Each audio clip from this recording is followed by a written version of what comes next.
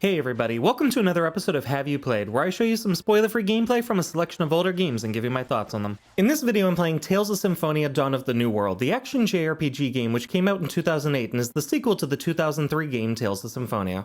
I'll be completely honest right out the gate, Tales of Symphonia Dawn of the New World isn't a great game, but I still loved it as a kid, and even as an adult, there's a lot about it that still makes me happy. Despite feeding into nearly every melodramatic JRPG cliche and having some really bad pacing issues, I still find myself coming back to the game every few years, so let's just talk about it. Let's go. Dawn of the New World picks up 2 years after the events of the first Tales of Symphonia game and follows two new protagonists, Emil and Marta. Emil starts out as a timid refugee living with his aunt and uncle, and soon after meeting Marta, he's reluctantly thrown into a journey to help her revive Rathatos, the Lord of Monsters, to bring balance back to the world. He was a summoned spirit of the great tree of old and is the lord of all monsters. The game throws a lot of information at you, and you might even find yourself confused every now and then if you didn't play the first game, but after some time, you should be able to pick up enough information through context clues and exposition. Emil goes through a lot of character development over the course of the game's 8 chapters, but I think he might also win the award for the whiniest and most cowardly protagonist of any game I've ever played in my life. I'm sorry. He's the type of character who would apologize to a tree after walking into it by accident, and he has next to no charisma early on, often leaving him overshadowed by the other more well-written side characters in the game, who are mostly just characters from the previous game. Marta, on the other hand, is more upbeat and confident, but her immediate and overt infatuation over Emil often felt awkward and forced, sometimes leaving her as a simple love interest rather than a compelling companion. Don't go near her. Don't speak to her. Don't respond if she speaks to you, and swear to love only me. Then you'll be fine. Thankfully, there are other characters throughout your journey that will break the cycle of cliché, with your companion Tenebrae being one of the standouts, and the optional skits that pop up every now and then give a bit more depth to your party members, but if you've never played the game before, get ready for a whole lot of melodrama to occur over the course of the game's 30 to 70 hour story. Fine.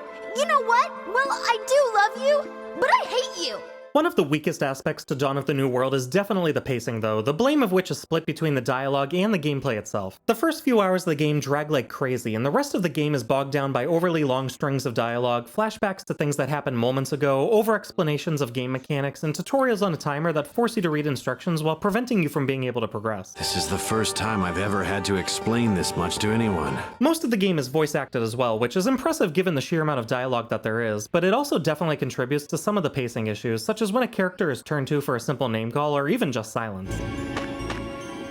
Fortunately though, the gameplay is where Dawn of the New World shines, and it's one of the reasons I played the game so much when I was younger. The core of the gameplay isn't that much different from your standard JRPG. You're exploring dungeons and villages, talking to residents, and fighting enemies while going on quests, as well as being able to go on some optional side missions to earn rewards. What sets the game apart from other JRPGs for me is that the combat takes the form of a multi-line linear motion battle system, which essentially means that you can control your character in a 3D space to freely move around the battlefield and make tactical decisions alongside your party.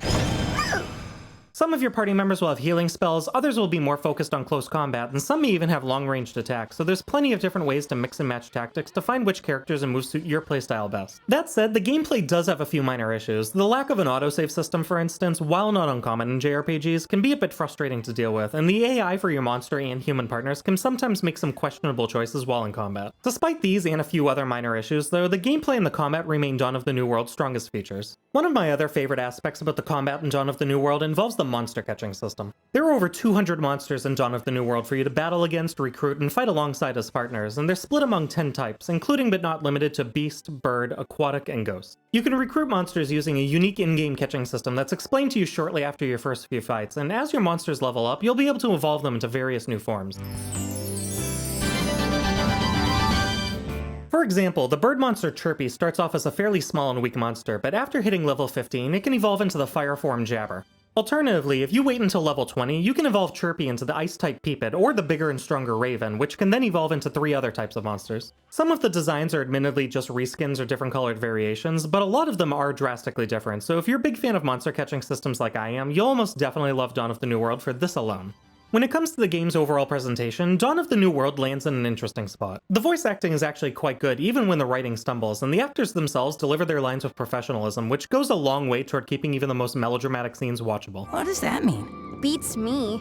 Visually, things are a little less consistent. The art design is strong overall, with creative battle areas, flashy attack effects, and character designs that fit right into the Tales series, but technically speaking, the game's graphics were already dated by 2008 standards. There are lots of literal rough edges here, with jagged edges, stiff facial modders, and textures that don't always hold up. Cutscenes fall into this category as well, with limited movement and stiff animations often feeling jarring, especially when compared to the opening anime cutscene that plays at the start of the game. It's not unplayable by any means, and the variety of locations does a lot to make up for it, but it's definitely not a game that you'd play for its cutting-edge visuals. All that said, the designs themselves, whether it's the level layout, a character outfit, or the flair of a special attack, are where the presentation really shines. It may be rough around the edges, but there's still a clear sense of style that helps carry the experience. Another thing I want to talk about here is Dawn of the New World's music, as the soundtrack is actually mostly fantastic. There are a few tracks here and there that sound like they were made by someone experimenting in audio software for the first time, but so many of the others perfectly amplify specific scenes or locations, and it adds a lot of value to the game. The main issue is that sometimes the tracks seem out of place, such as when you're in a dangerous dungeon filled with monsters, and then someone tries to say something poignant, and the music suddenly switches to an upbeat and energetic track. I want to believe the two of you and Lloyd as well.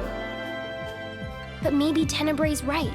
That aspect, combined with the fact that the songs are usually introduced with fade-ins, can create some fairly jarring moments throughout the game. That being said, I did find myself listening to the game's soundtrack while writing this up, so that should be enough to say that there's still some great tracks to listen to within the game. When it comes to bugs and glitches, I only encountered one, and it involved the optional skits you can watch while roaming the world. Normally, you're just supposed to see the skit playing over whatever was on the screen when you start it, but for some reason, the first few presented me with an old victory screen even though I was out of combat, and later on, they just played over a black background. It could honestly just be because the disc and system are both so old and haven't been touched in a few years, especially since I don't remember it happening when I first played it, but since it happened consistently this time, I wanted to mention it. I'm scared.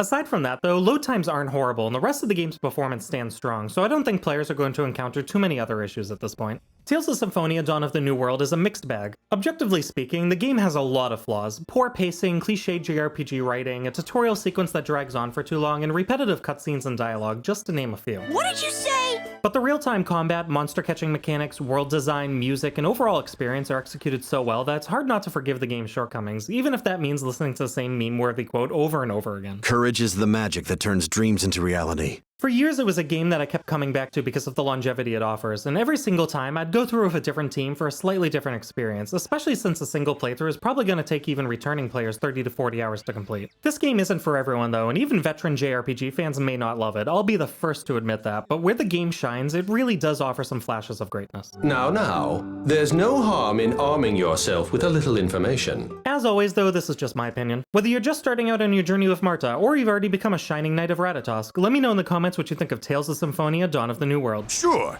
Well then, take care. Thanks for watching, and I'll see you guys next time. Ravaging Tiger! Dual Death!